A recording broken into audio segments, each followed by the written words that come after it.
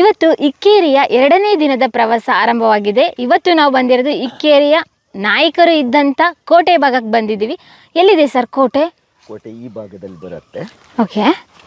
ಇದು ಆ ಕಾಲದ ರಾಜಬೀದಿ, 150 ಅಡಿ ಅಗಲದ ಈ ರಸ್ತೆ ಆಗಿತ್ತು. ಇದು 150 ಅಡಿ 150 ಅಡಿ ಅಗಲದ ರಸ್ತೆ. ಇದು ರಾಜಮಾರ್ಗ. ಇಲ್ಲಿಂದ ಕೆಳದಿಗೆ ಹೋಗುವಂತಹ ದಾರಿ ಇದೇ ಆಗಿತ್ತು. ಒಂದು ಕಾಲದಲ್ಲಿ ಇಲ್ಲೆಲ್ಲ ಇದು ನಿಷೇಧಿತ ಪ್ರದೇಶ ಆ ಕಾಲಘಟ್ಟದಲ್ಲಿ. ಆದರೂ ಅಂಗಡಿ ಬುಡಕಟ್ಟುಗಳು ಇಲ್ಲಿದ್ವು. ಇಲ್ಲಿ ಈ ವ್ಯಾಪಾರಿಯ ಮೇಯ್ನ್ ವ್ಯಾಪಾರಿ ಇದ್ದಾರಲ್ಲ, ಅವ್ರ ಮನೆಯೂ ಕೂಡ ಇಲ್ಲಿ ಇತ್ತು. ಹೆಕ್ಕೆತ್ತ ಥಿಯೇಟರ್ ಡೆಲಾವೆಲ್ಲೆ ಅನ್ನು ಪ್ರವಾಸಿ ಕಥನದಲ್ಲಿ ಬರೀತಾನೆ.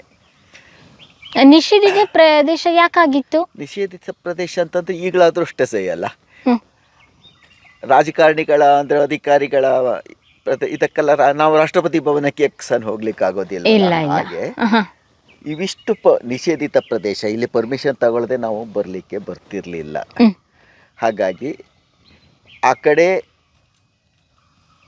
ಹೋದರೆ ಅಲ್ಲಿ ಕಾವಲು ಮನೆ ಅಂತ ಬರುತ್ತೆ. ನಮ್ಮದು ಕಲ್ಲು ಮನೆ ಅಂತ, ನಮ್ಮ ಊರಿನ ಹೆಸರು ಕಲ್ಲು ಮನೆ ಅಂತ. ನಮ್ಮ ಗ್ರಾಮ ಅದು ಕಾವಲು ಮನೆಯಾಗಿತ್ತು. ಕೋಟೆಯ ಒಂದು ಭಾಗ ಅಲ್ಲಿಂದ ಕಾಯ್ಬೋದಾಗಿತ್ತು. ಈ ಕಡೆ ಮಂಡಲ ಮನೆ ಅಂತ ಬರುತ್ತೆ. ಅಲ್ಲಿ ಅಧಿಕಾರಿಗಳೆಲ್ಲ ಇರುವಂಥದ್ದು, ಆಡಳಿತ ನಡೆಸುವಂತಹ ಒಂದು ಜಾಗ ಆಗಿತ್ತು. ಇದು ರಾಜನ ಒಂದು ವ್ಯವಸ್ಥೆಗೆ ಇರುವಂತಹ ಕೋಟೆ. ಕೋಟೆ ಅಂತಂದರೆ ಹಾಗೆ ಅಲ್ವಾ, ರಾಜ ವ್ಯವಸ್ಥೆ, ಬೊಕ್ಕಸ ಇರುತ್ತೆ ಅಲ್ಲಿ, ಕಡತಗಳು ಎಲ್ಲ, ರೆಕಾರ್ಡ್ಸ್ ಎಲ್ಲ ಅಲ್ಲೇ ಕೀಪಪ್ ಮಾಡುವಂತಹ ವ್ಯವಸ್ಥೆಗಳು ಇರ್ತಿತ್ತು. ಇವರು ಥಿಯೇಟರ್ ಡೆಲಾವೆಲ್ಲೆ ಹೇಳಿದ ಹಾಗೆ ಹೆಚ್ಚು ನಗರದಲ್ಲಿ ಮನೆಗಳು ಕಡಿಮೆ ಇದ್ದರೂ ಕೂಡ ವಿಸ್ತಾರವಾದ ರಸ್ತೆಯಿಂದ ಕೂಡಿದೆ ಅಂತ ಅವನು ಬರೀತಾನೆ. ಹಾಗಾಗಿ ಇದು ರಾಜಮಾರ್ಗ ಆಗಿದ್ದಕ್ಕೆ 150 ಅಡಿಯ ಅಗಲದ ಒಂದು ರಸ್ತೆಯನ್ನು ನಾವು ಇಲ್ಲಿ ಅವಶೇಷ ನೋಡಬಹುದು ಅಂತ. ಇಲ್ಲಿಂದ ನಾವು ಮುಂದಕ್ಕೆ ಕೋಟೆ ಕಡೆಗೆ ಹೋಗ್ತಿದ್ದೇವೆ.